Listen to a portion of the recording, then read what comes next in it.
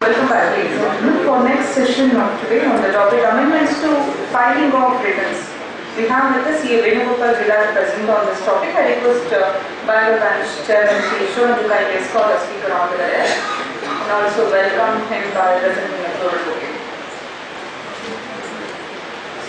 Big round of applause, ladies and gentlemen. Thank you, Chairman. To briefly introduce, Venugopal G is partner in Venu and Vinay Chartered Accountants, qualified in the year 2002 by securing All India 45th rank. He is also certified Information Security Auditor. He has also completed various other certificate courses from ICAI, namely Visa, course on Business Validation, course on Internal Audit, course on Fraud Detection and Forensic Accounting. He has also completed a 1-year course from IIM on Data Analysis and Business Intelligence. He is an active speaker at ICA on GST, especially on technology and its implementation challenges. He has authored various industry-specific handbooks on GST, conducted various workshops on filing returns with ease. He has developed a lot of Excel-based utilities on GST like JSON Reader, creating the files, GST and validator, composition versus regular benefit analysis, GST impact reader, etc. With this very brief introduction, I welcome today's seminar. Over to you. A very good evening, friends, and thank you, Shravan, for the opportunity, and this being your last, as the chairman, the last session. Privileged to be here, and especially on a topic of GST Amendment Act. The couple of changes from your earlier session to now. Of course, now you have a PPT to watch. One major important change is all the amendments of the Act has been taken care by Jatin sir. So I only have one simple amendment to talk, so 43A. So there is not much complication in my presentation. It's very simple to understand and very easy. Of course, this has been coupled with the returns which are likely to come and something you should be aware of. Alright. One statement that Jatin sir was mentioning, in the whole chain. Now, the weakest person will determine the compliance level. If you have 10 branches and one branch is not sending the data, invariably your filing of returns would get delayed, or the compliance would have an impact. Likewise, in the whole system of the GST, if we have to see the ecosystem of the GST, there is a lawmaking body. Then there are department officers, then we have consultants, there are taxpayers, and the main important link is GSTN. And generally people also say, if GSTN doesn't allow, though it is there in the Act, you will not get that benefit. Or if GSTN is permitting something, okay, and which is beyond the provisions of that, okay, you can take benefit of it. So it's like parallelly along with GST Act, we will there is one more law, GSTN law. Alright. So moving on, firstly to the amendments related piece, I would be touching upon returns related amendment. So the first amendment on the returns related is the return filing period. Now section 39 subsection 1 has kept that the filing of monthly returns to happen by 20th of every month. However, government has now taken the powers to rules by saying removing the words on or before 20th of the month to as may be prescribed. Now what does this mean? If you notice, we've been getting a lot of notifications, circulars and orders. Why there is a difference is, wherever this word prescribed is mentioned, then the prescription would be there in the rules. Along with the rules, GST Council has powers to notify further amendments to what has been mentioned. Now if in the Act it is mentioned as 20th, by virtue of a notification, they cannot extend the date which is given in the Act. And one classic example would be your annual returns. The due date of the annual returns mentioned in the Act is December of the subsequent financial year, which is 31st December. Now, this date of 31st December cannot be extended by issuing a notification. Now, if you are thinking if it cannot be extended by way of notification, we heard that it is extended till March, then further it has been extended till June. How did it happen without amendment in the Act, nor an issue of notification? So wherever there is something which is written in the Act and it definitely cannot be issued by notification, there is also saving grace. Section 172 also provides powers to the authority to issue by way of an order. And these powers are there for first 3 years of implementation of the Act. So something which cannot be done by way of a notification, they will be issuing by a special order or a general order, a removal of difficulty order. Now, the time to time they want to amend the due date of the returns or the methodology given in the returns. If that has been like a hard-coded, if we are talking a tech term, written in the Act, then by way of notification they cannot extend it. So they have taken the powers from the Act to GST and Council where this has been prescribed, so they can give a suggestion. Further, they have inserted a proviso saying, provided that the government on recommendation of the Council notify certain classes of registered person who shall furnish return of every quarter or part thereof, subject to such conditions and safeguards as may be specified. So they have also taken the powers where they will notify the class of dealers as quarterly filers or again with the certain safeguards. In fact, in one of the recent council meeting there was also a proposal where a small dealers and the composition dealers, they were contemplating instead of doing a quarterly filing, they will give an annual file. Now it is very much also important, every time when there is a council meeting happens and an information like this comes, and the biggest educative mechanism today we have is WhatsApp. You will get hundreds of messages on WhatsApp. Please do not rely on them on the face of it. Like the composition scheme which Jatin sir was mentioning, that the powers to extend the composition scheme is up to 1.5 crore. That doesn't mean that everyone who is doing a trading activity up to 1.5 crore can now opt for composition scheme. It has to be notified. So everything which is mentioned, it has to be notified. Already people are thinking of surrendering their registration certificates in the turnover doesn't exceed 40 lakhs. Or, okay, I am dealing only in services, let me opt for composition scheme, apply for a composition scheme for services. So everything which is discussed in the council has to get the blessings of the lawmaking body. Either an act amendment has to happen, or if it is well within the powers of the act and the rules, then a notification to that extent has to happen.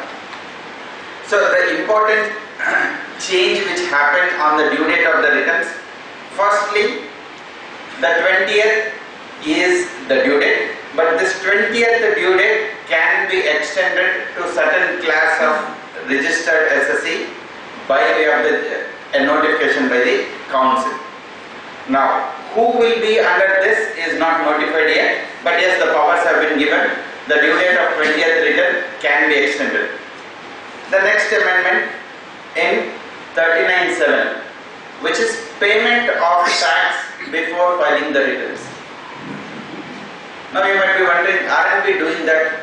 Can I file my monthly return without payment of tax? Is it permitted? No. So even now we are filing the returns with payment of tax. Why is it necessary to specifically say some amendment to it? What they have added is to the existing provision, there is an addition where provided the government on recommendation of council notify certain class of registered persons who shall pay to the government the tax due or part thereof as per the return on or before the last day on which he is required to furnish such return, subject to conditions and safeguards as may be specified therein. what is the additional change this is bringing in? We are aware that we cannot definitely file the return without payment of taxes.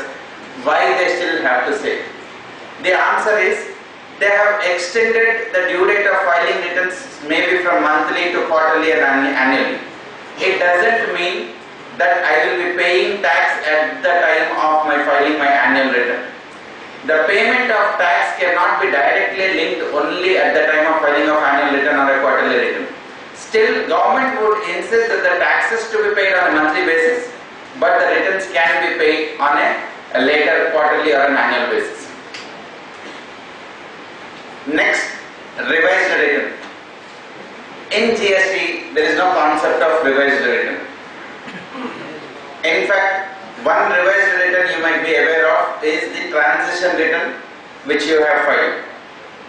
But even the transition return which you have filed as a revision, it is not a revised return. What you have filed has been unlocked by the system. You went, modified and resubmitted. If you have to log in and download your original return, you wouldn't find. The GST itself, when the Act was designed or when the rules and the return filing framework has been drafted, there is no concept envisaged for filing revised returns. Now, revised return was there in all the erstwhile laws, and whenever something goes wrong, back of our mind we always think it can be rectified. Let's file a revised return, and we all say that error is human, so okay, mistake happened. Now the blame went back onto the GST and the government that okay, I made a mistake, I want to correct it, you are not giving me an option to correct it. And for which they came back by a circular 26/2017 stating how do I correct the errors which has happened. Under the new envisaged returns, so they also contemplated giving an option of filing a revised return. So I filed a return, I can go back and revise the return which I have already filed. What is the difference between rectification under 26/2017 vis-a-vis a revised return? My turnover is a 1 lakh. By mistake I have reported it as 1 crore. Now I always have an option to go to the next month and reduce my turnover to 99 lakhs in that month. Assuming that month turnover is at 10 lakhs, I will only report 0. Next month I will reduce 89 lakhs. I will keep on going to still to the point where I offset my 99 lakhs. But lifetime, the return which I have filed would show 1 crore as my turnover, because the original return can never be revised. Now they have introduced a provision in 39(9) where a registered person after filing furnishing the return under subsection 1, he shall rectify such omission or incorrect particulars in such form and manner as may be prescribed. So they have now inserted saying that revision in the returns would be made available. So the mistakes or omissions earlier could be corrected only in the subsequent month. Now the process of correction would be made notified through the rules, and it would be the same month the return would be corrected. So after you rectify back your 1 crore turnover to 1 lakh, when you download your return or when you see your monthly return, the turnover would now look as 1 lakh, not 1 crore reduced to 99 lakhs in subsequent months.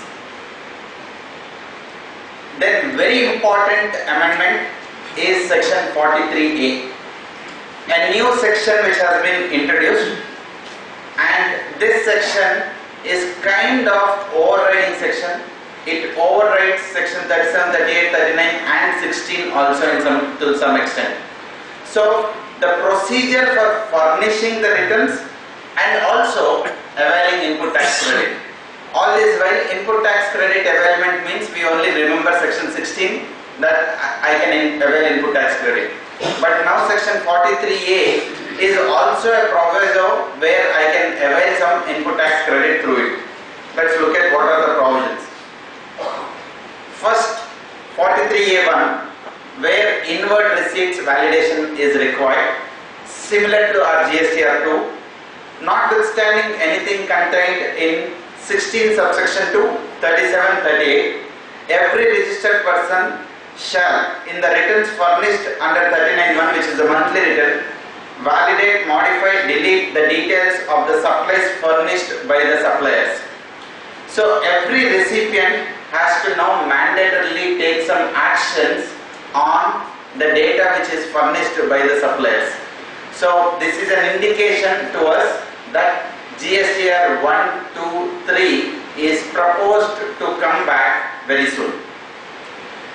In the returns, given that GSTR 2 accepting is little cumbersome, they also have modified on deemed accepting. In a while I will explain how does it work. Next, 43A1 and 2. Now further to validation, it also says, notwithstanding anything contained in subsection 2 of 16, section 37-38, every person shall validate in our section 1, then the procedure for validating would be prescribed. Now, this portion of the Amendment Act would call you for another meeting. So we will have one more round after the rules coming in. We would have one more discussion on how these procedures are implemented. Your meeting is not because I will not explain you in this session properly, but today it's only about the act and what is the draft proposal. But the fine print when it comes out might have some changes. We would also relook once when this is implemented, the effective date when it is notified, we would have to come back. As of now, it is proposed that April would be the effective date for the draft or a trial run, and 1st July would be the effective date where you have to mandatorily enforce. But given the past experience, the speed at which the GSTN implements, we would still have to await and see when it is notified. So the procedure to take inward receipts, again it is a mandatory condition by the recipient, and the modus operandi is similar to the GSTR 2. 44A3. The procedure for furnishing the details of the outward supplies by the supplier on the common portal for the purpose of availing input tax credit by the recipient shall be prescribed. Generally, we know 16 gives the conditions, 7 conditions, 4 A to G and 3 provisos. If you fulfill those conditions, you are eligible for input tax credit. And in the month of September, we all got busy in doing a reconciliation between 2A and input tax credit. Considering that, okay, if I do not take the credit, I would be missing out. Then later there was a press release saying that, okay, 2A is mere a statement, you need not be worried. Then we got relaxed saying that, okay, if I have an invoice, I have made the payment of tax. If the supplier did not file, it's okay, I will get the input tax credit. Then further we got the removal of difficulty order in extending the due date of furnishing written under section 37, so you can extend your GSTR 1, and also availment of input tax credit 16 for due dates also have extended. Wherein government said you can take the input tax credit provided the other person has furnished the details under section 37. So indirectly saying, if you do not have a corresponding credit in GSTR 2A, your credit is questionable. You will not get input tax credit if you do not find a credit in 2A. Now that doesn't mean that every entry in 2A gives a right to input tax credit. You will still have to satisfy the conditions of 16. Now 43A3 furthermore has extended, saying it is overriding section 16 and saying that some more procedures would be prescribed. Now basically they have given a cut-off timelines. Stating the suppliers can continuously upload their supplies, and upon certain cut-off timeline, whatever the credits available to you are the credits. Other credits you will not be available to take in the same month. So again, the inference portion, whatever you are seeing, which is drawn from the proposed format of the returns, the corresponding rules for 43A hasn't been notified yet, and The same would get notified when the returns gets notified. So whatever the 43A section which we are seeing, it is operational from 1st February, but it could be notified by the council or whenever the forms are live. So till such point it is only a theory for us to understand what is it going to come. Then very important, 43A4. Again they have also put some restrictions on availment of credits, additional credits.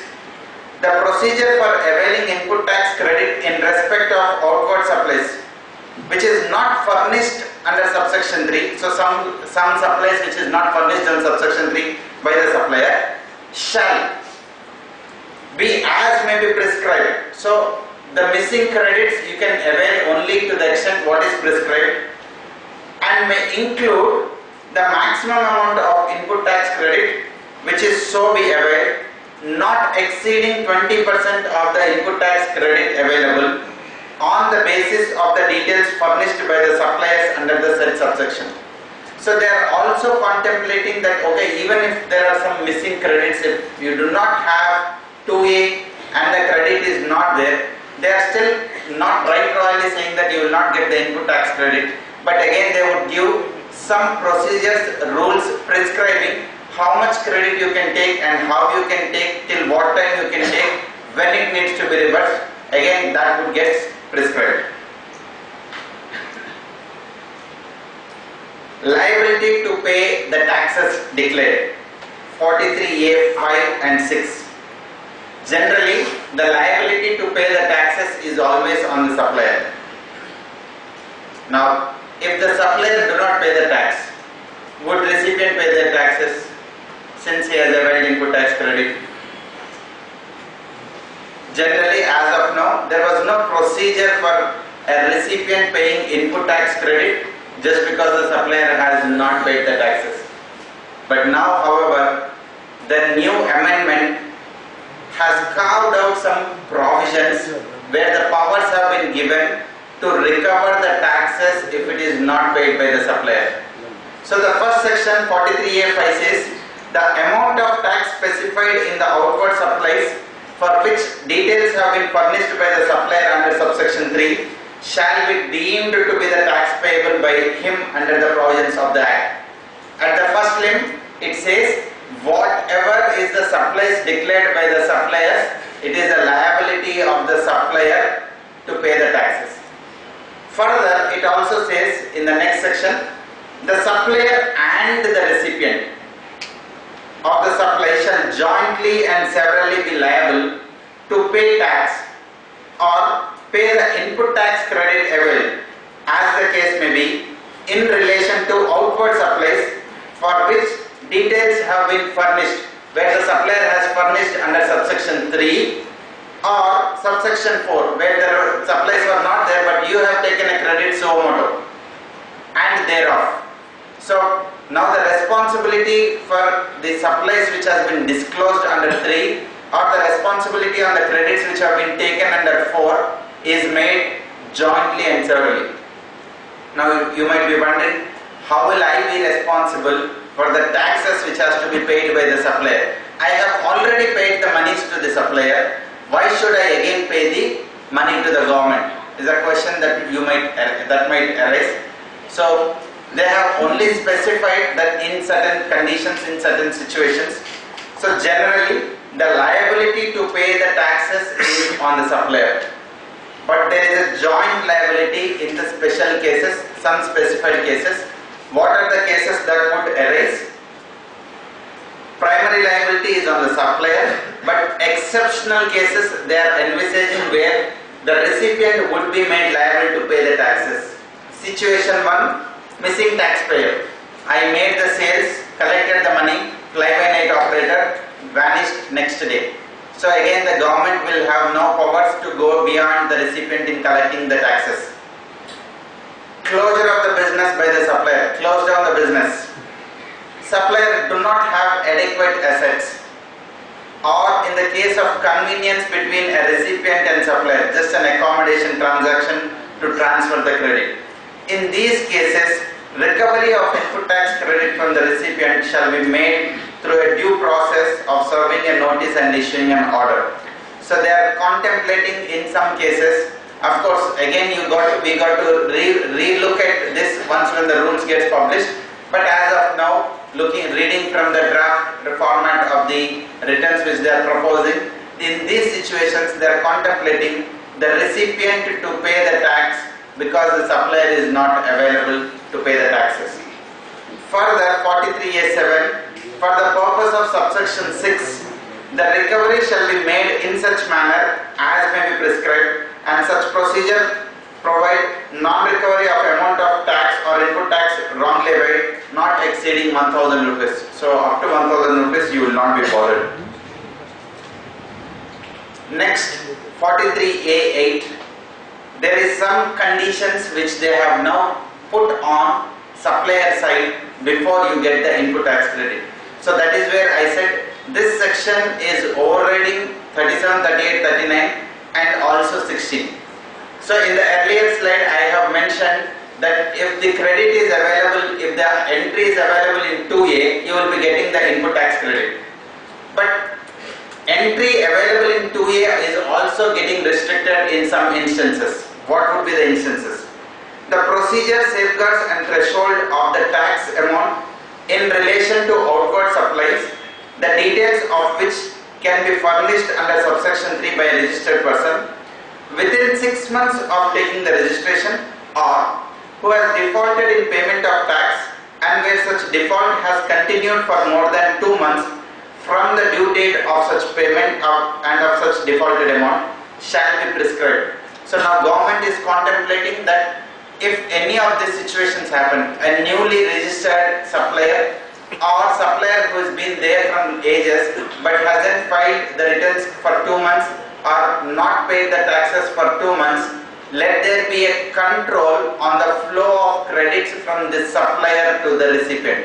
So recipient unconditionally will not get input tax credits in these situations. What is that they are envisaging?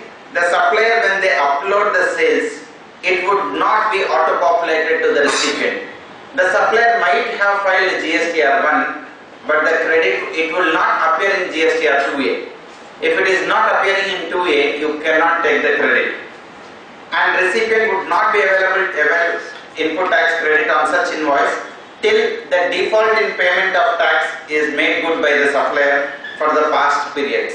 So if the supplier is rectifying in the past periods, then these credits would automatically be enabled.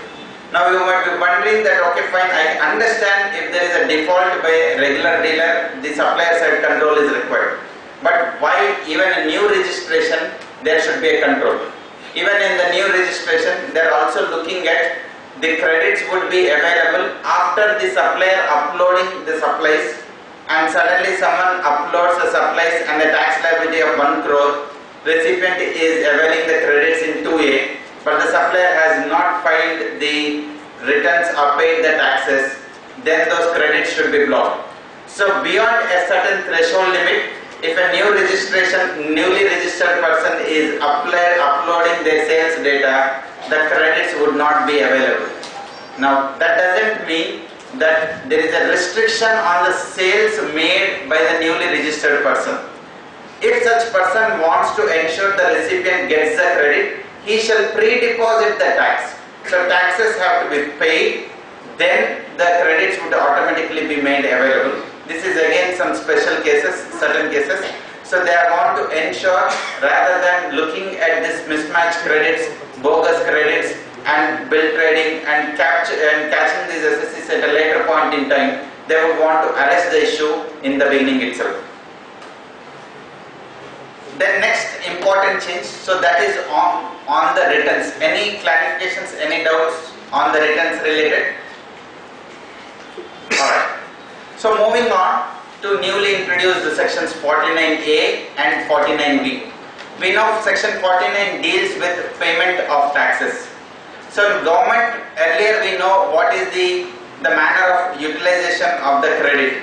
But government now has prescribed the order in which such credit has to be utilized. And I am sure by now you are all been enriched with WhatsApp saying what is order and manner and how is it impacting, but let's see it. First, 49.5, there is a small insertion to the SGST credit utilization. Earlier, the state tax shall be first utilized towards payment of state tax, and the amount remaining, if any, may be utilized towards payment of integrated tax. This was the provision which was there. Further, they have said, provided that the input tax credit on account of state tax shall be utilized towards payment of integrated tax only where the balance in input tax credit on account of central tax is not available for payment of integrated tax. So what is this amendment looking at? We already know that IGST can be used for IGST, CGST and SGST. SGST can be used for SGST and IGST, CGST for CGST and IGST. So CGST and SGST both cannot be cross-utilized, leaving which everything can be utilized. But now it is saying SGST can be used for IGST only if your CGST balance is zero. If your CGST input tax credit is utilized, then you go ahead and start utilizing SGST input tax credit towards IGST liability. So SGST credit definitely unconditionally can be used for SGST liability, but if SGST credit has to be utilized for IGST liability, your CGST credit should have been exhausted. So the similar provision is amended in 49.5D also for UTGST. Next, two new sections which is introduced, 49A and 49B, the method of utilizing the input tax credit. So what is the change which has happened? Utilization of input tax credit is now subject to certain conditions and the order of utilization of the input tax credit. So what is the order they have defined? The input tax credit on account of CGST, SGST, UTGST shall be utilized towards payment of IGST, CGST, SGST as the case may be, only after the input tax credit available on account of IGST has been fully utilized towards such payment. So even though you have SGST and CGST credit, you cannot use SGST, CGST credit towards SGST and CGST liability unless you have exhausted your IGST credit. Or other way saying, your IGST has to be first used for offsetting your liabilities. After you exhaust your IGST credit, then you can start using the adjustment of any other credit. So the impact of new process requires IGST credit first to be utilized, then the balance of any other credits to be utilized. So this proviso is been brought in to minimize the fund settlement on account of IGST. In fact, one other key role what GSTN plays every month is whatever the taxes which we pay as an SSC, GSTN prepares the fund settlement account, how much of the revenue has to go to each state. So there is a SGST payment of the cash and CGST, IGST is paid. We know CGST portion goes to the central government. Again IGST has to be split between CGST and SGST. Then SGST unconditionally goes to the state governments. And a portion of CGST, again they have 42 and 58% ratio. In those various ratios, applying the place of supply provisions, the credits would be transferred to the respective states. GSTN actually plays a key role in identifying what shall be the revenue of the each states. So states are now like at a mercy, okay, whatever the GSTN says, this is your collection, that is their collection. So they get the revenue by the SGST. Now one of the settlement account is the IGST. Even IGST balances has to be settled off. Now by this mechanism, the lower is the IGST credit balance, it would ease out for them to the settlement which needs to be done. Now you might be asking, are they passing on their issue to us? So let's understand this with an example. So Jatin sir rightly said that okay, you have to get this with an example. Let's take a situation where I have a tax liability of 500, 500, 500, which is 1500, and I have an input tax credit of 1000 IGST, 250 CGST, 250 SGST, which again totals to 1500.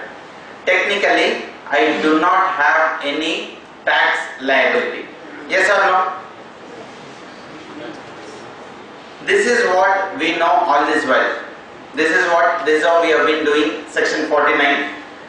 My liability of IGST 500, I utilize by paying 500 using input tax credit of IGST. My IGST liability has now become nil. Then I have a CGST of 500. The CGST 500, I can choose my IGST of 500, left out 500, 250 to CGST and 250 to SGST. I know I cannot do a cross utilization of C plus S, but I can choose to which liability I want to use. The choice was mine. So I use 250 of IGST to C and 250 of IGST to S. So the total IGST credit used is 500, 250, 250, which is 1000. After using 250 IGST credit, CGST would have a liability of 250 that I am offsetting using my CGST credit of 250. Resulting, there is no liability under CGST, no liability under SGST. So far clear. Now what is the new amendment happened? What is the hue and cry? In the new amendment, the order of utilization, it first says my IGST credit has to be utilized first towards IGST. So I have 1000 rupees credit, I have utilized towards IGST. After that, I have to then use it for CGST. So my CGST has a liability of 500. So I have to use my IGST credit towards CGST only. Now you might be wondering that why am I using 500 of IGST to CGST? You may ask me a question, why don't you use 250 of CGST first and then use 250 of IGST? But unfortunately, before using your CGST and SGST credits, you have to exhaust whatever the credits which is there in IGST, that is the new proviso. Of course, this new proviso hasn't been made live on the GSTN, so till it goes live you have that leeway. So you will be using 500 IGST input tax credit towards CGST. Your CGST credit which is there 250 will continue and carry forward to the subsequent month. When it comes to the SGST, you have 500 rupees liability. The credit available is CGST credit 250 which you cannot offset, it would continue. Then you only have an SGST credit of 250 which you can offset, leaving or resulting in a liability of 250 under SGST which you have to necessarily pay out by way of cash, and an input tax credit of CGST which you will be carrying forward. Now, not necessary that everyone will have this situation, but wherever you have interstate purchases, some amount of local purchases, and you have some amount of, so whenever this balance doesn't out, where you have higher interstate purchases, you will have this obligation of higher payment of taxes. This means there might be situations of working capital gap. Temporarily working capital would be held because you are paying taxes even though you have some credits. Is that clear? This is the new proposed order of utilization of your input tax credit. Any doubts? It means it is so clear. Alright, or you might have not understood it. So as I said, why is it done? This is done to minimize the fund settlement on account of IGST. It means the registered person would be able to utilize the ITCs of CGST, SGST only if IGST credit balance is 0. In the earlier regime, whenever there is an input tax credit in doubt, you are availing the input tax credit but not utilizing it, so that you always tell to the department saying that I have taken under protest or I have not utilized and not subjected to the interest liability.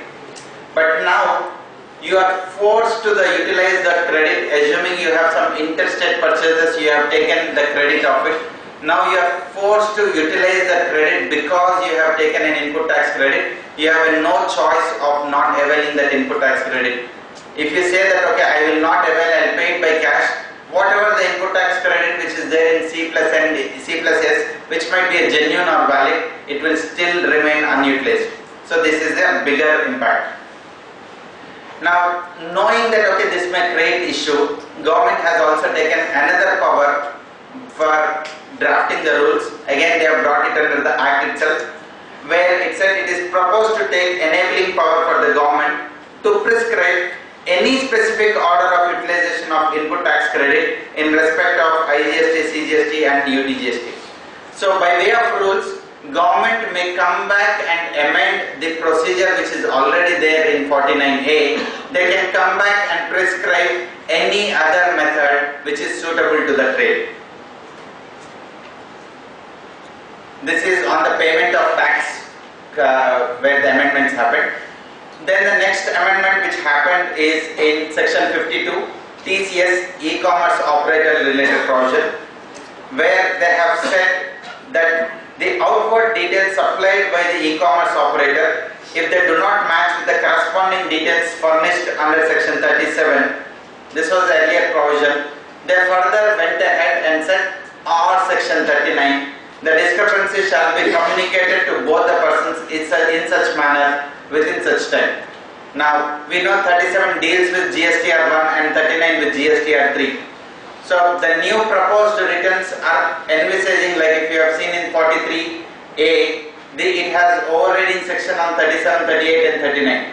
So earlier the matching was made only to GSTR 1. Now they have taken the powers that the matching of the credits, the e-commerce operator credits would be done with 39, which means the monthly returns which is filed. So the statement of reconciliation would be done with the monthly returns. So for the convenience, we know that okay, now the 3B is getting filed in place of 3. Tomorrow when 3 or an equivalent return which is filed, the provision of matching the credits of the e-commerce operator will also be done with the monthly returns and not the returns which is furnished under section 37.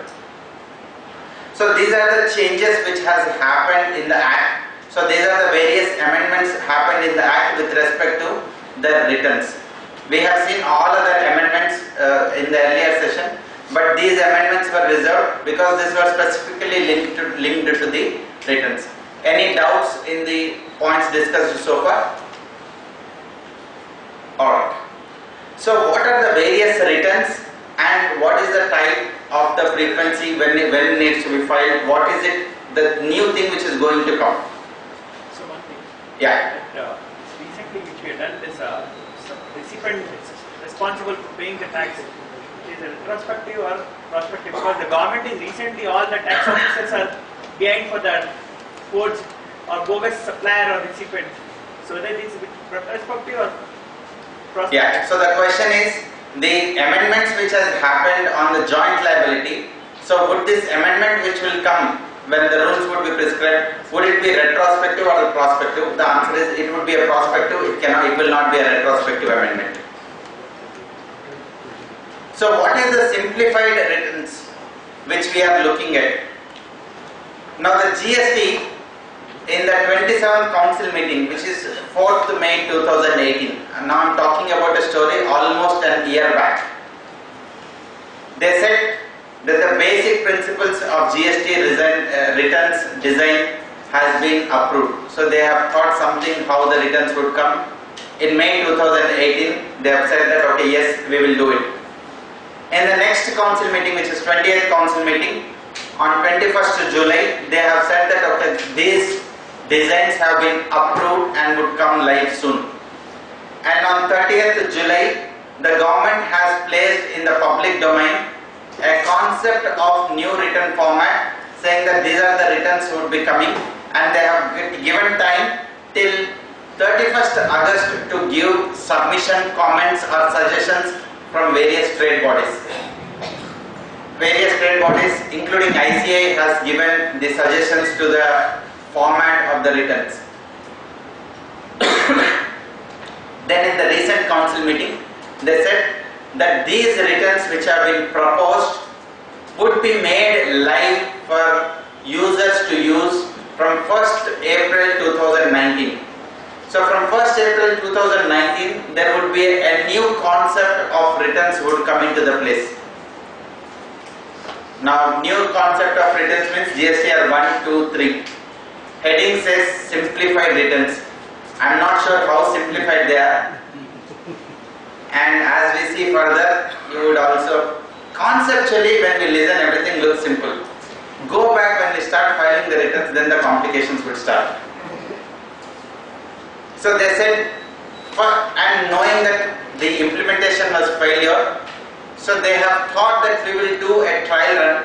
So a key SSEs or some specified SSEs or SSEs at their choice can adopt from 1st April, and any corrections or any system glitches would also get handled, and from 1st July it would be made live to everyone. Whatever you are seeing on the slide, it is just a white paper, conceptual. Unless it goes live, there is no guarantee that none of these dates are effective. What is the return which is proposed?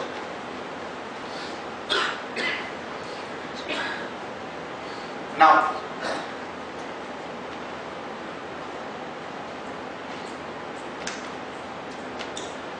if I have to explain what we have been doing, whatever the return which we are filing, the monthly return which is GSTR 3B. So a return similar to GSTR 3B is envisaged. That's a point number 1. Point number 2, this return is envisaged to be made, filed either on a monthly basis or a quarterly basis. Currently we have SSEs less than 1.5 crores where they have option of filing return on a quarterly basis. Is that so? Do we have where we have less than 1.5 we file monthly return on a quarterly basis? Do we do that? GSTR 1. We only file GSTR 1 on a quarterly basis. The return is still monthly return which is 3B. GSTR 1 is just a statement. But what is now envisaged is the return itself would be filed on a quarterly basis. So the GSTR 3B equivalent return itself would be filed on a quarterly basis. So if the turnover is more than 5 crores, they have to mandatorily file on a monthly basis. If the turnover is less than 5 crores, they have a choice whether they would want to file on a monthly or a quarterly basis. Again, at quarterly SSEs, they have looked at simplifying the form. Those dealers who have only B2C transactions, they have designed a form called Sahaj. Sahaj would be used for B2C, someone who is dealing exclusively B2C, they would be using a form called Sahaj. Someone who has B2C and also a B2B, they would be using a form called Sugam.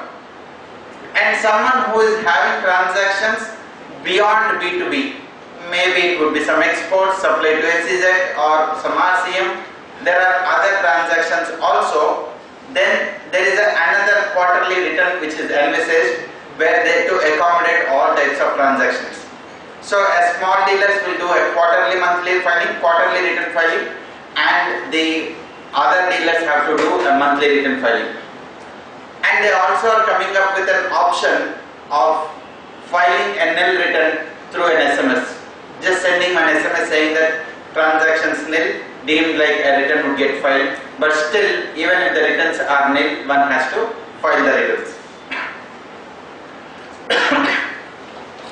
So the nil returns shall be filed quarterly. The condition for nil return means I do not have purchases, I do not have output tax liability, that is I do not have any input tax credit. I have not done any operations. That means nil. If you have some purchases and input tax credit, then you wouldn't qualify as a nil return. You might have taken a vertical registration, you have obtained a branch registration, but still commenced any operations. And very rarely you will find some dealers with nil returns, but again still they have brought in a concept of filing nil returns through an SMS. So let's look at how does these returns are to be uploaded, what is that they are envisaging. So the process of return filing is made as a continuous upload of the data by the suppliers. So suppliers would be filing their sales data on a continuous basis, which could be daily, every moment, weekly, fortnightly, or monthly one time. Suppliers can keep uploading their sales data. Whatever the data which is uploaded by the supplier would automatically be available in a viewing facility on a nearby time. So the GSTR 2A is made available to the recipient. Whatever the sales uploaded by the supplier till 10th of the subsequent month are the input tax credit. So for the month of January 2019, if the supplier is uploading all the sales, whatever the sales which he has uploaded till 10th February 2019 will be available as an input tax credit for me. But his due date for filing return is 20th. So he might upload the details after 10th, maybe till 20th, anytime till then. The supplies which he has uploaded after 10th will not be available as input tax credit for me for the month of January. It would be available as an input tax credit for me for this subsequent month. So the availment of input tax credit, they have made a cutoff as 10.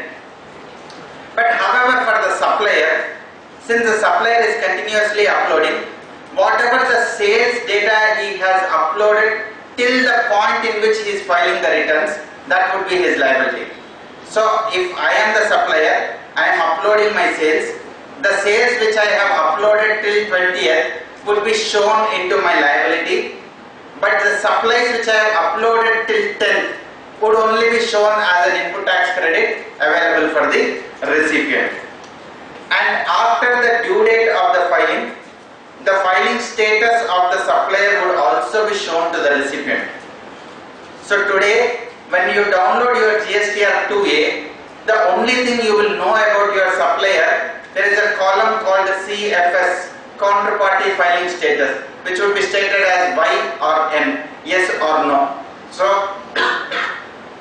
you will only know the status of the supplier, whether they have filed or not.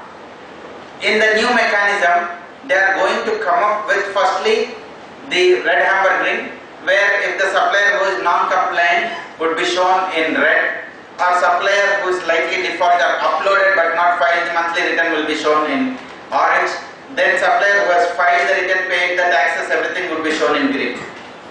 In your GSTR 2A, you would only see the invoice date, but now along with the invoice date, you will also see the date on which the supplier has filed the return.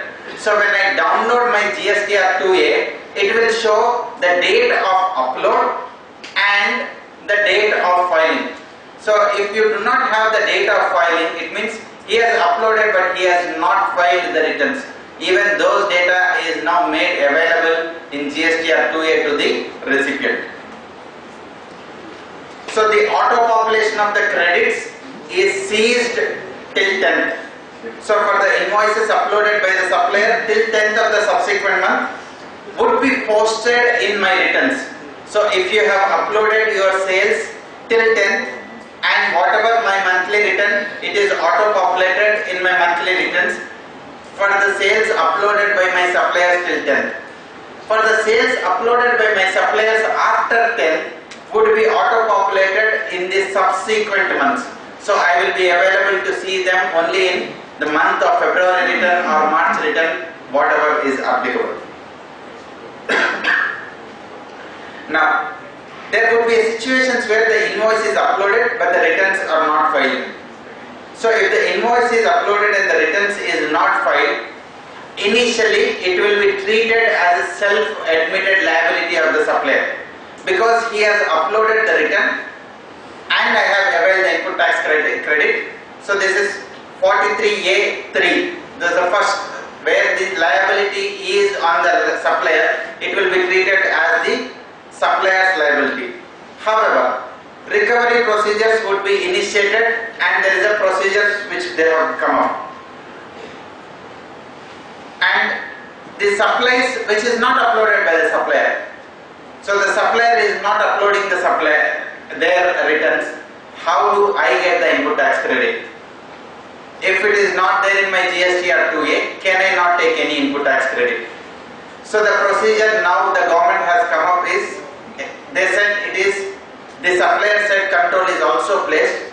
So if there is no credit available in 2A, you will not get the credit. However, they have given an option of taking you an ad hoc credit. We have seen in 40A 3, which is subsection 4, we have seen they can take based on conditions, some ad hoc credits can be taken. Now that is permitted. But again, they have envisaged that this procedure of ad hoc credits, we should restrict it to first 6 months of implementation of the new rules. Maybe I am presuming that this first 6 months would keep on extending to subsequent 6 months, and eternally they will keep some provision to take the missing credits if the supplier has not uploaded. Since the condition of the joint liability do exist, they may allow us to take credits even though if it is not there in 2A. And if a credit which is taken on by the recipient, the tax recovery would also be there on the recipient since this is taken unanimously by the recipient without any supplier. So how does this missing invoices gets reported?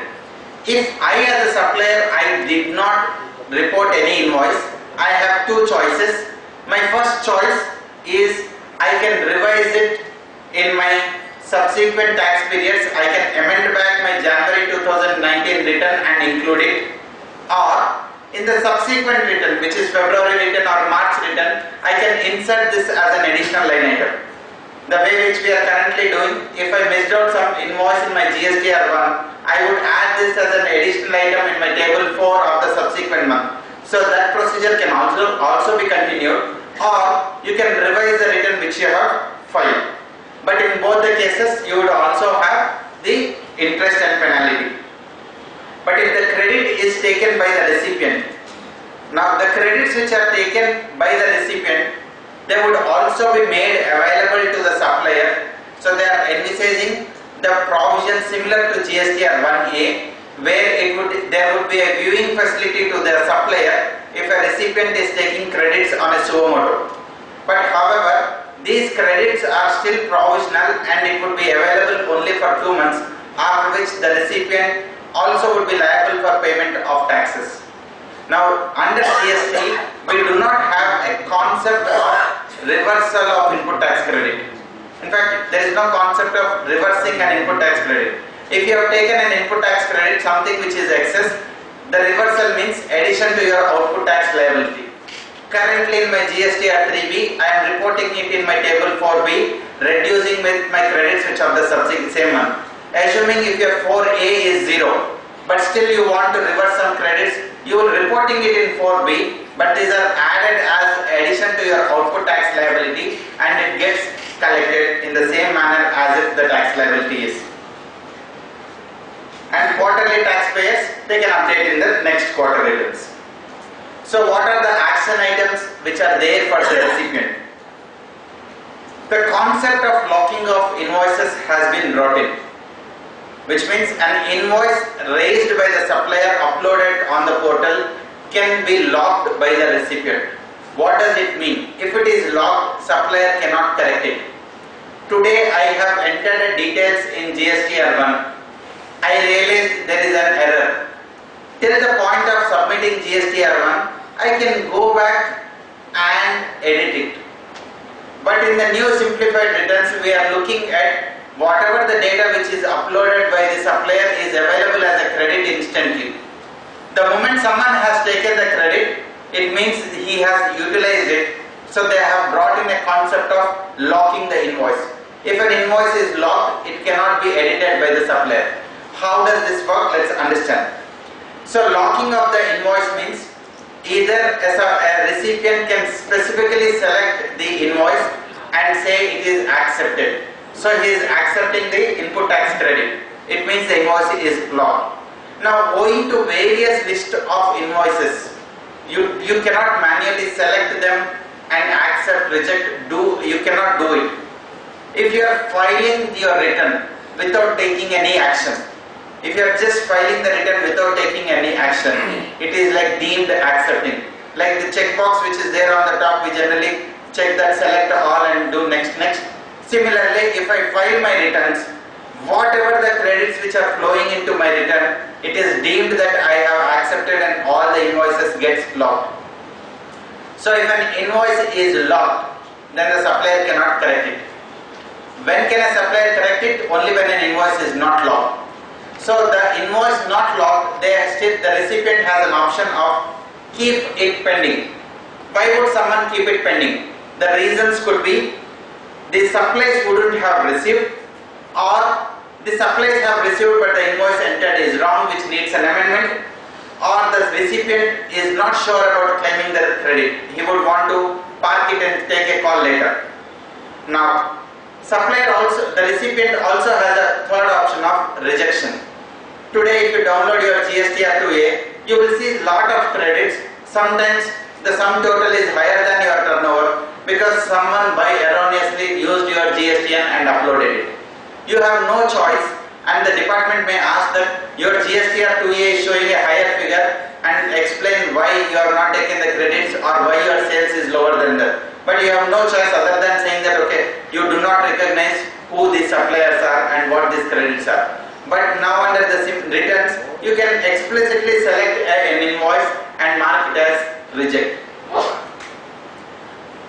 So whatever the invoices which is uploaded by the supplier and logged by the recipient, supplier cannot amend it. So supplier has to issue a credit note or debit note to make an adjustment to the supplier.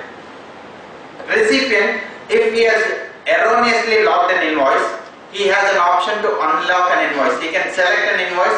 Maybe I have used the credit in the month of December, January and filed my returns in February, and which have been status is showing as logged. These returns I can select and unlock. The moment I am unlocking an invoice, it means my input tax credit is getting reversed, so it will be added to my output tax liability along with the interest. So if an invoice is locked, amendment is not possible and supplier has to issue only a credit note or a debit note. How does the credit note adjustment envisage? We have the amendment in section 34 where you can issue one single credit note pertaining to multiple invoices.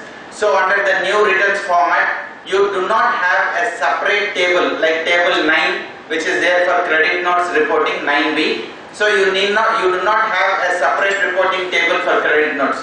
Credit notes would be reported same like your regular invoices, debit note or a credit note. So when you upload a document, you will be selecting the document type, whether it is invoice, credit note or anything. Everything gets uploaded in one section.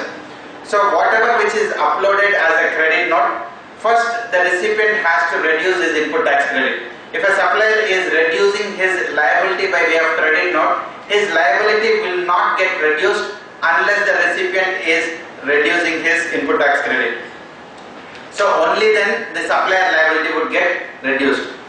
And if the recipient is already availed input tax credit, he has to receive. If the recipient is not availed the input tax credit, it will automatically get adjusted. Only the net credit would be passed on to the recipient.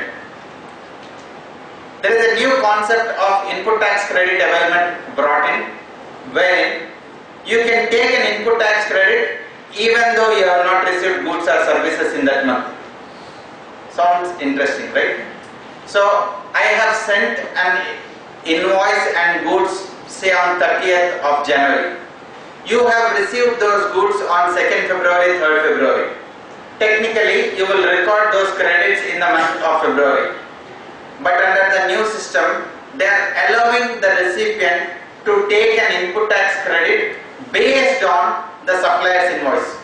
So if the supplier has uploaded the invoice on the January 30th January and which is before 10th of February, it is available in your viewing facility and the credit is available, you are permitted to take the input tax credit even though in the month of January you did not receive those goods and services.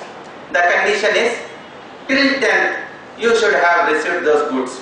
So even though if you have received goods later but before filing of the returns, so if you have received goods or services later but before filing of the returns, they are allowing the provision to take input tax credit. So it is little advancement of input tax credit. So the condition is the invoice date has to be there in the prior period.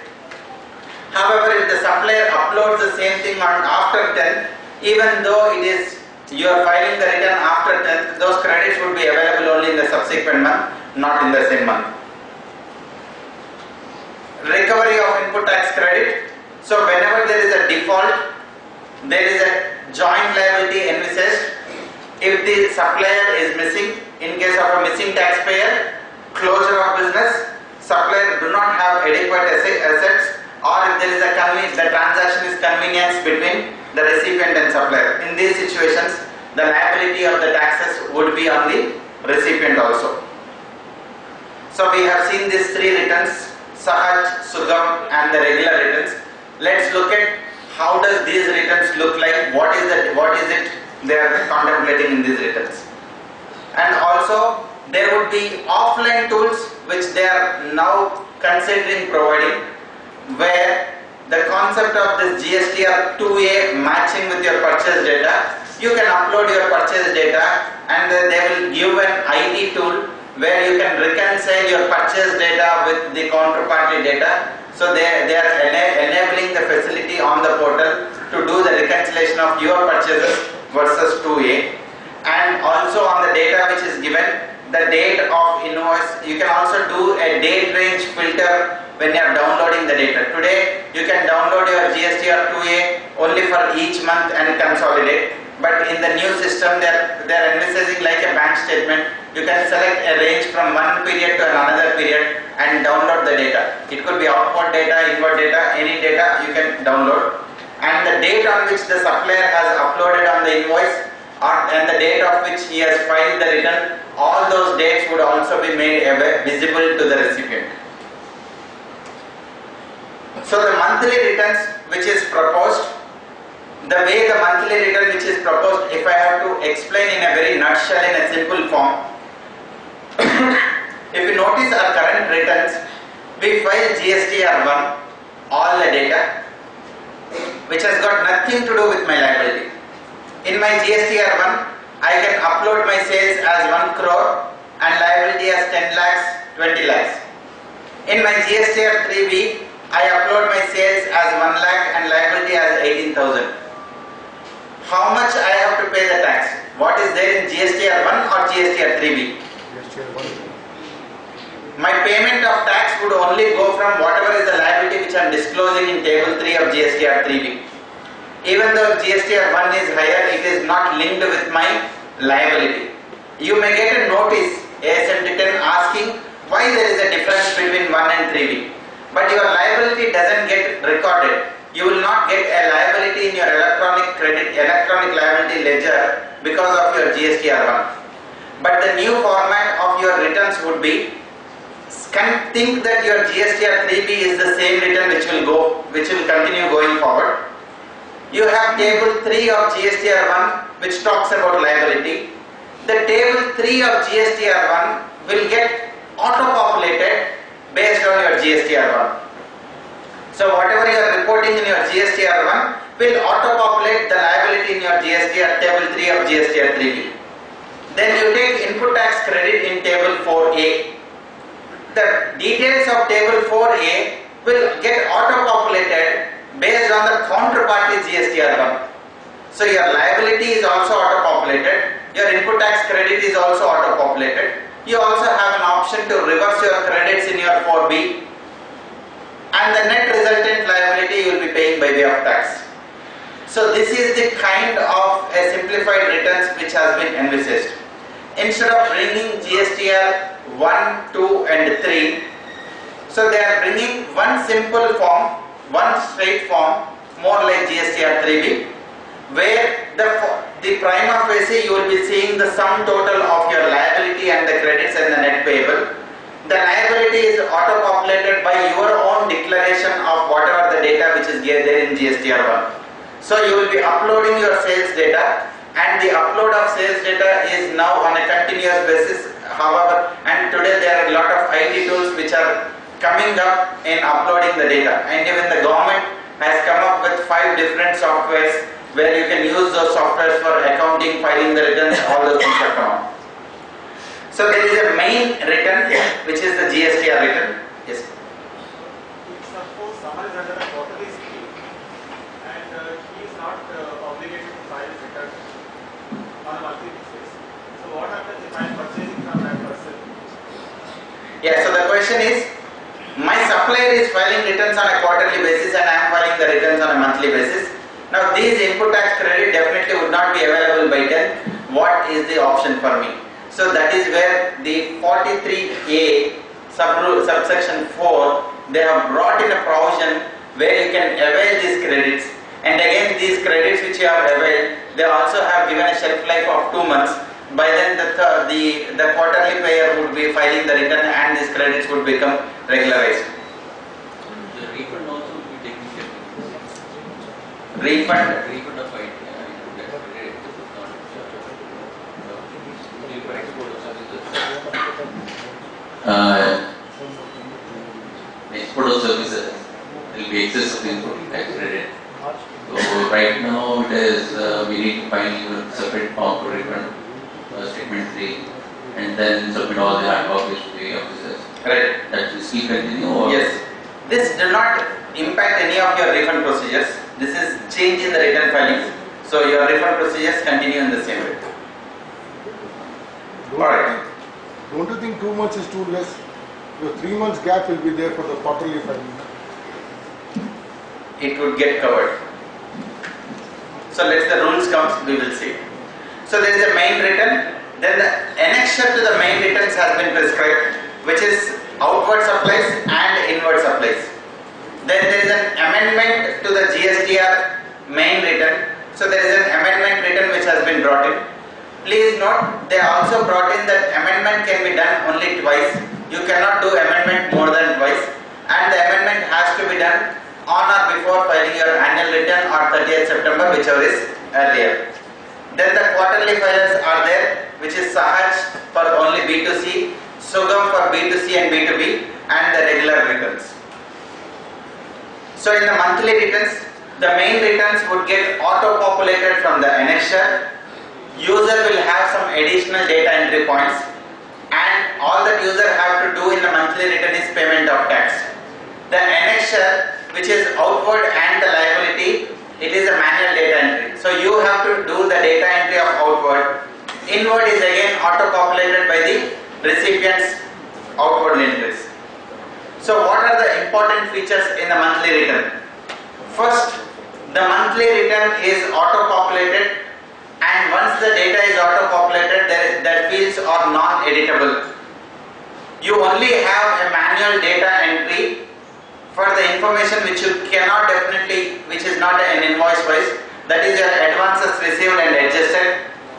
Second, if you are moving from composition to the normal or normal to composition, again it has a bearing on the tax liability. You have a manual data entry. Next, there are some supplies which do not have any tax liability, which is your exempt, nil, non-GST, or your outward supplies where the recipient is paying on reverse charge basis. So these transactions do not have any liability. You will not be entering in your statement 1. This would be directly done as a data entry in your main return.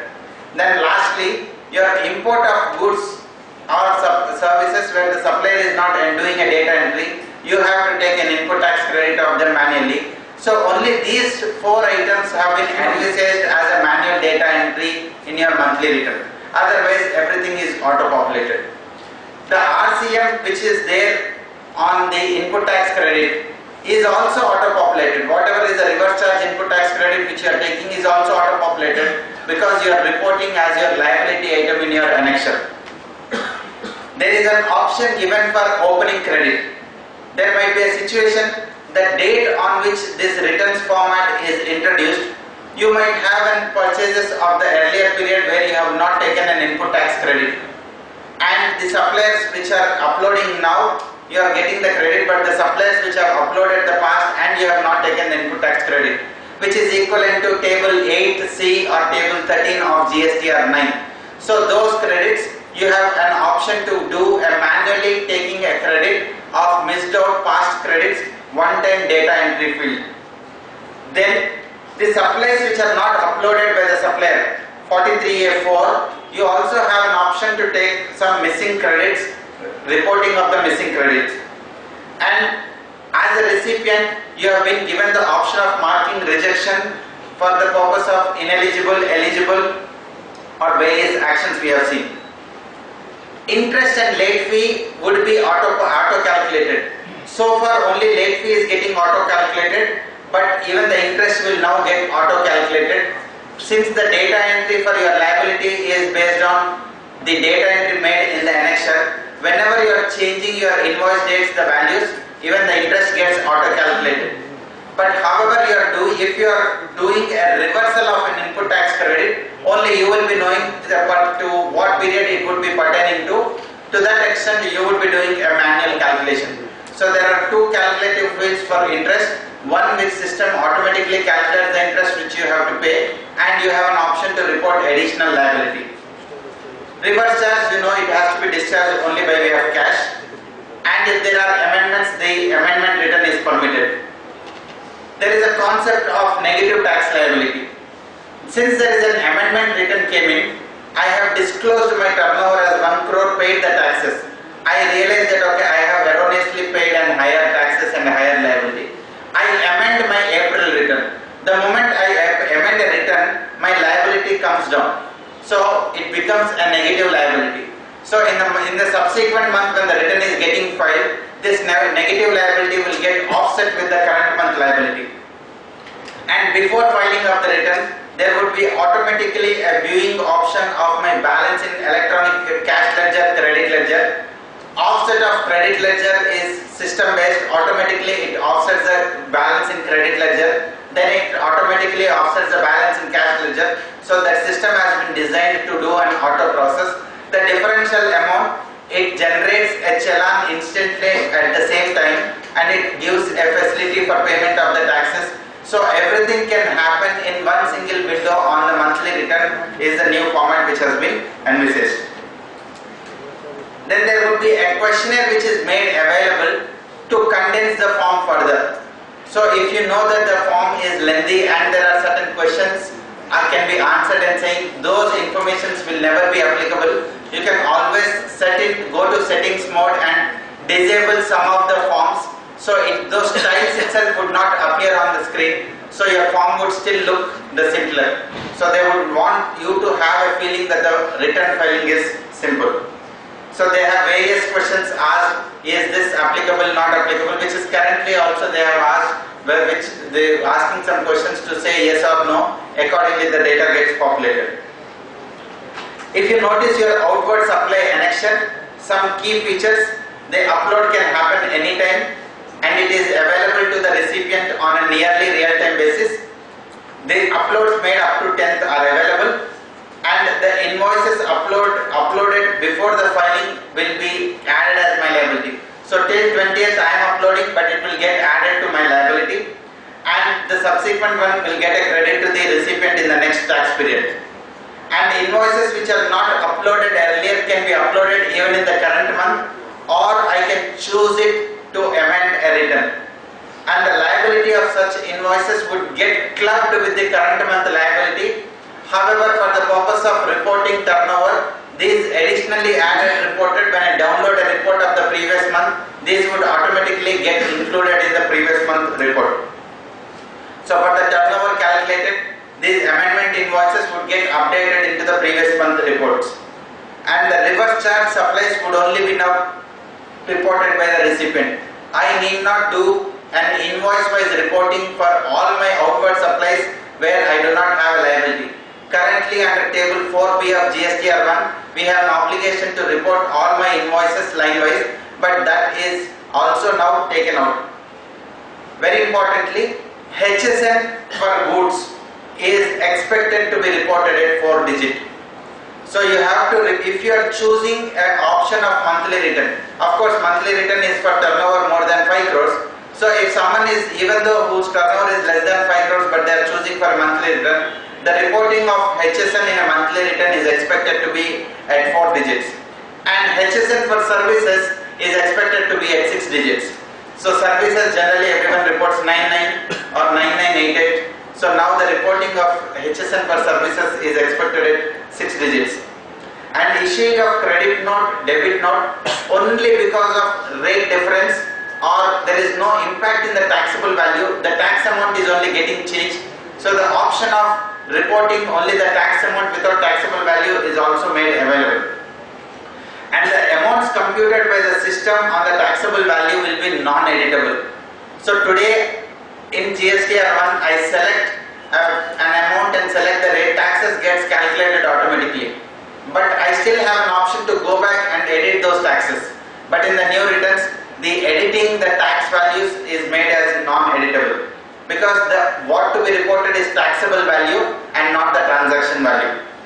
And the supplier can report an excess tax over and above the data which is already reported in the annexure. If the supplier feels that there is an additional tax liability because he has collected something more or some other liability, in the main return there is an additional column given to report something else if someone wants to add. All Schedule 3 supplies have to be mandatorily be reported, and the concept of no supply has come in, where they said even though it is not a supply but a credit item which is appearing in your P&L account, if you think that it is not a supply, still they are expecting you to report under no supply, so that sum total of your GSTR1 or the sales can be easily comparable with your books of accounts. Place of supply has to be reported mandatorily, and in all the intrastate supplies, the place of supply would be the location of the supplier.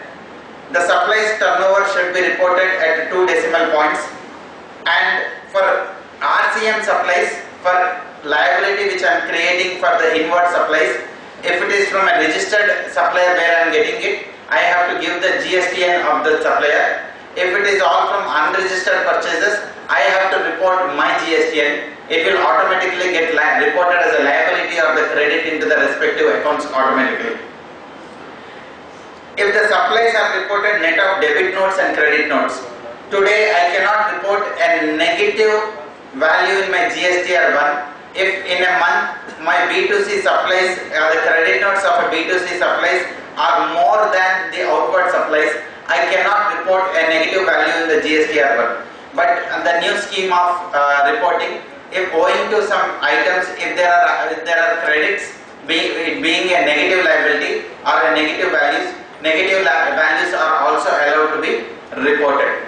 And even if I have a nil return, I shall be filing the nil return. So this is what envisaged on the outward side.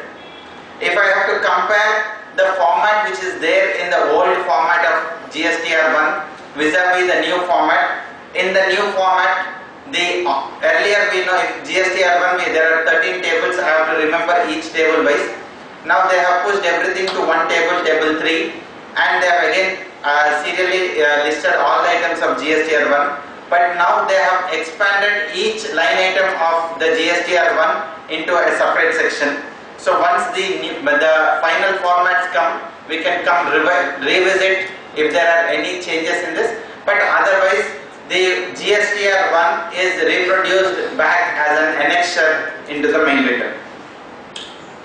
Moving on to a new concept of payment of self-assessed tax. So earlier I have said in 49 there was an amendment we made, and with the where the self-assessed tax has been brought in. We know that the returns have to go with the payment of tax, but now the concept of self-assessed tax has come in. What does this mean? Like GSTR 3B we file, even though I am opting for a quarterly return, so I have to pay the taxes on a monthly basis. But my monthly return, which is GSTR 3B itself, has been now pushed to quarterly. Though you are filing the return on a quarterly basis, government still expects the taxes to be paid on a monthly basis. So the periodicity, they may extend it to a quarterly or subsequent period. However, a new form a new payment challan form has envisaged. The new payment challan form has been envisaged having a liability and an input tax credit. What is it? It is thought it is a quarterly filer who is filing the return on a quarterly basis, but still they are expected to pay the taxes on a monthly basis. They pay the taxes on a monthly basis based on the self-assessed.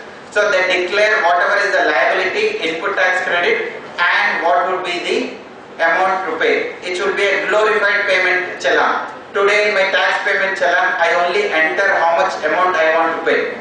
In the self-assessed payment challan, I would enter my liability, input tax credit, and how much I would now like to pay in the payment challan is now designed. The liability can be settled by way of input tax credit, and the input tax credit available would be on a self-assessed basis. The declaration shall be also required that no supplies have been made during the month if someone is filing a nil return. And the late fee is also applicable. So someone who is doing a quarterly return filing, but the payment of tax is made available to them on a monthly basis. If they are not making the payment of tax on a monthly basis, the late fee is generally linked to the returns, but now the late fee is now linked to the payment of tax.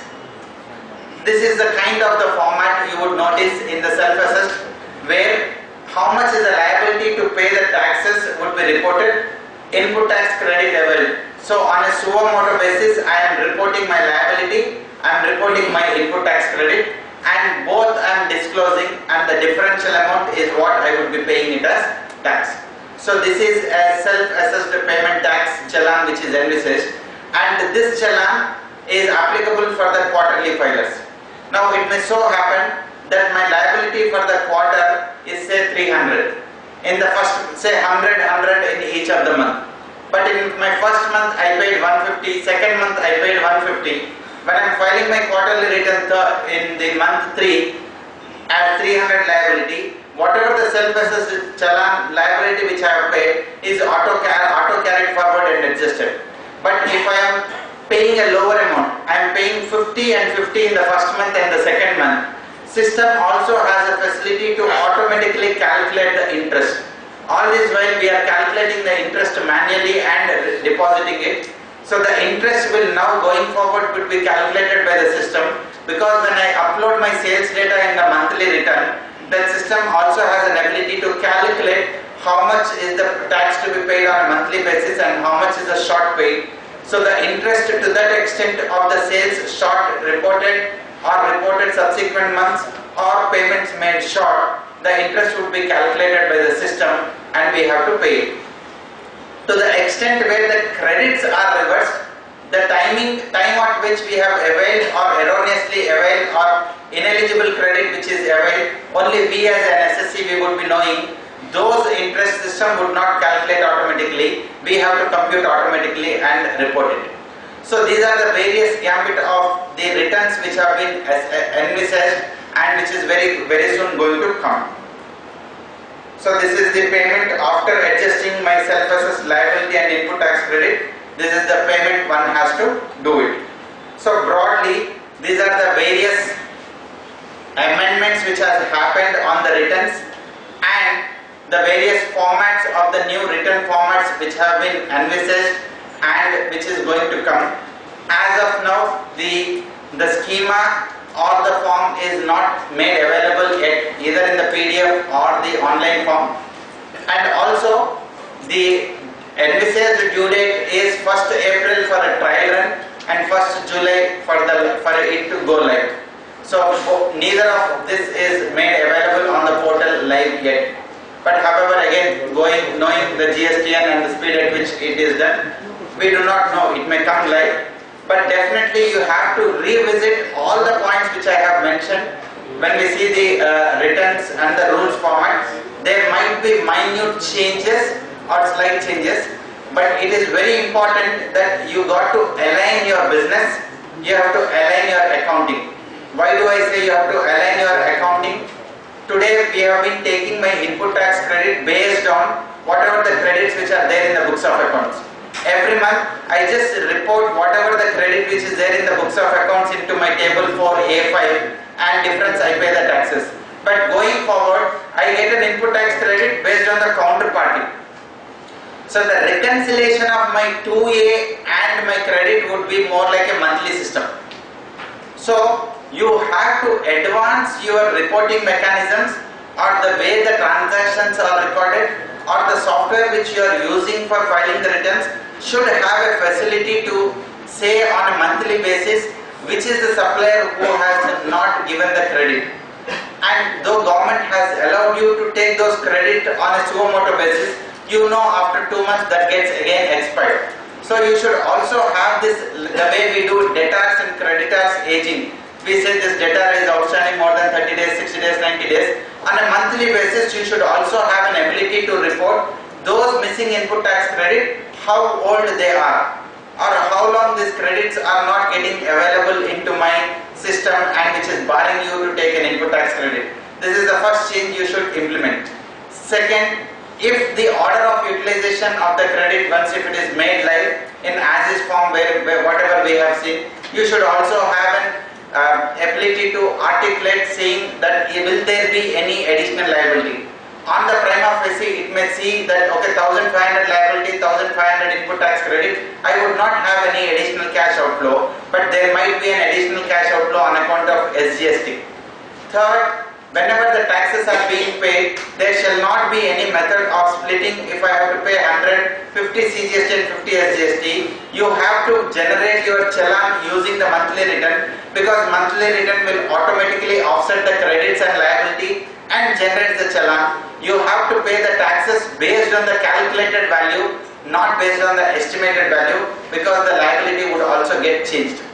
And lastly, looking for these missing credits or the credits which are available. So you should also have a system where you should be able to upload your GSTR1 and watch out for the credits. If your system can also trigger out an email to the suppliers saying that okay, these credits are missed or missing or missed, or you have a facility for follow-up, it would be easier for you to file your monthly returns.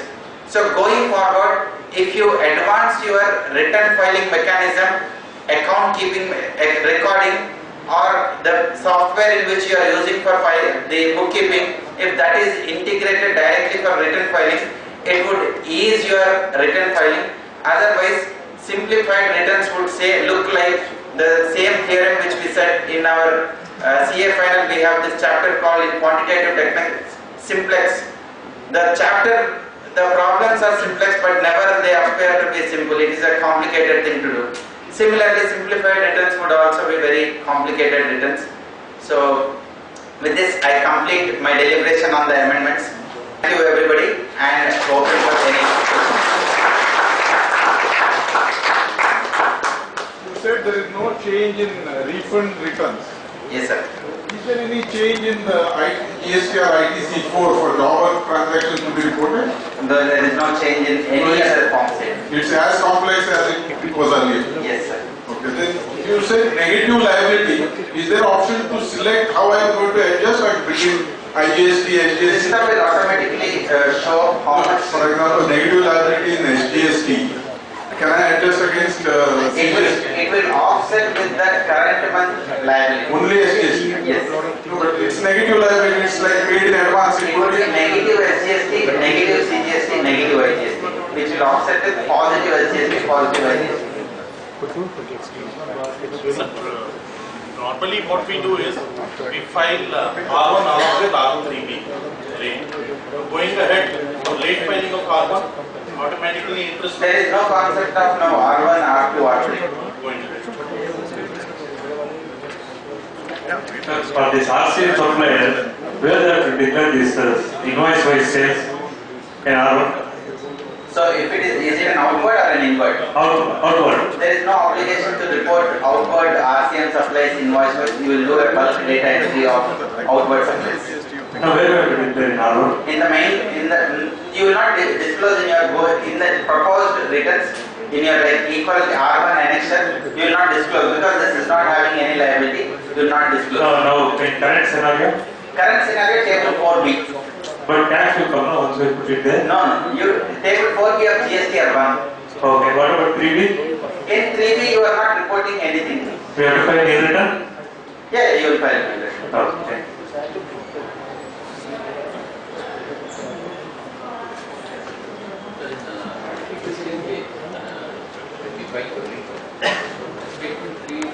All the returns, sorry, all the list of invoices for the current month. It is basically the turnover for the month. But when you apply for refund, it is based on the remittances received, especially in case of exports. So the data doesn't match. Is that the way it is to be done? Yeah, see, the receipt of foreign currency is a condition, okay, to prove that it is an export. It doesn't mean that the month in which you receive foreign currency, you will match your input tax credits and claim. It's just one of the conditions. If that doesn't satisfy, then you will fail to treat it as a zero rated supply. It will become a regular interstate supply and you will have a tax obligation. So there is no correlation for the month in which you have received vis-a-vis the tax credits in that month. So you will apply for refund in normal case as if the month in which you did an export of service, and the credits in that month, you will take the credits, and if it is with payment of tax, whatever the tax is paid. Oh. Is there any mechanism to get refund on inverted tax structure without filing any correlated invoices? Yeah, so by filing your refund for inverted tax duty, there is no requirement to correlate which invoice and how the inverted duty arises. For example, I am an agarbatti dealer, manufacturer, my output liability is 5%. I purchase some chemicals which are at 18%, 12%. I may purchase some inputs which are also at 5%. But those inputs which are at 5% and my output which is at 5%, there is technically no inverted duty. So there is no correlation for you to prove. While claiming your inverted duty, you will add up all your input tax credits which would range from 5% till 28%. You will disclose your output liability and the tax on that, and differential you will be claiming. But it is asking for uploading the invoices. It is asking you to, if you are claiming an input tax credit of 100, invoice was details of 100, it doesn't mean that matching of the refund along with the input tax credit, how the formula which you have, the values for those formula you are uploading, that's all. Not the net result credit. Not particular. It's not about refund, it's about the credit, and the liability is what you are uploading. Okay, now going forward, if you have auto population of the ITCA and the liability, this can automatically be avoided? Yeah, so the same can be used. So that is where now government is looking at to take for the purpose of refund calculation, whatever is there in the GSTR 2A data can be adopted. So that is how the officers are looking at taking 2A data as a basis for the input tax credit for that month.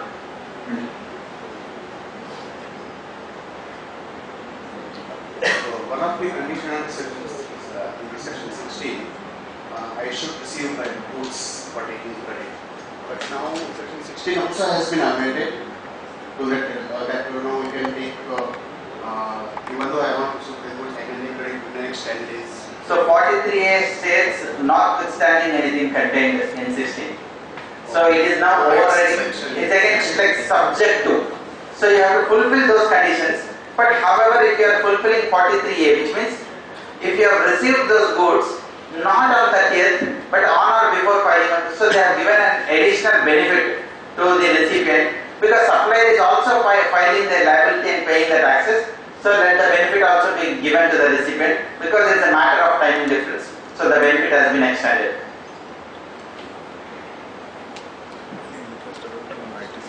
Yes. Mode of signing of the invoices, has there any change, because it says physical signature or digital signature? Is there any change, because you keep getting the PDF of the invoices? Yeah, so the accounts records rule we see, the documents to be signed physically. If it is electronically, it has to be a digital signature. When a digital signature means, we know that the PFX token, or it should be a e-sign. Now, if this is not, either of this is not there, the PDF document is not considered as a valid invoice or a signature. But recently, they have also issued a circular saying an electronic invoice envisaged under the Information Technology Act can be issued, but if you refer to the Information Technology Act, the electronic invoice itself is not defined. So now they may come up with a new concept where to authenticate the document, but as of now, if a document is sent electronically, to make it really valid, it has to be digitally sent. Refund continues to be within 2 years, that still stays, or there is any time limit change? No, the time limit for the refund is always 2 years from the relevant date. It is not 2 years from the end of the year or end of the annual return. It is the instance at which the refund arises. 2 years from then, the refund limit is there. There is no interest claim in that now. There is no change in No, the interest cannot be claimed, like excess ITC available. Yeah, you have time limit to file. The moment you file the return, they have time to process it. If they are not processing within the time, then they will give you the refund. Interest. So, if you are filing it delayed, that doesn't mean that they will give you interest.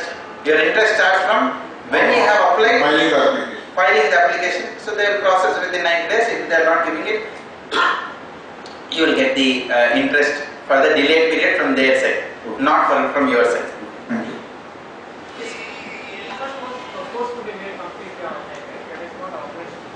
Today refunds are completely online. There is no refund you would need to file manually. If you log into the portal and see the options for refund, they have increased the number of options. You have, I think, 13 different scenarios have been envisaged for refund application. All the refunds can be applied online. You will get the refunds are online. Today is everything is online. There is nothing in request, nothing manual. You have to apply. Yes, yeah, everything, but you have to apply on the portal. You have to apply. You need not go to give an application to the officer, but you have to apply on the portal.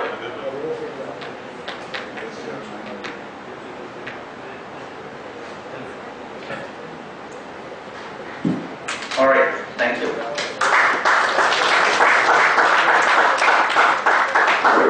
Friends, we must thank the speaker for sharing with all of us today his knowledge on 43A, 49A, 49B and several other important sections contained in the GST Amendment Act. And I should also thank the speaker, Venugopal, for simplifying the scary list of changes in the returns and the return filing procedures. A huge round of applause to him.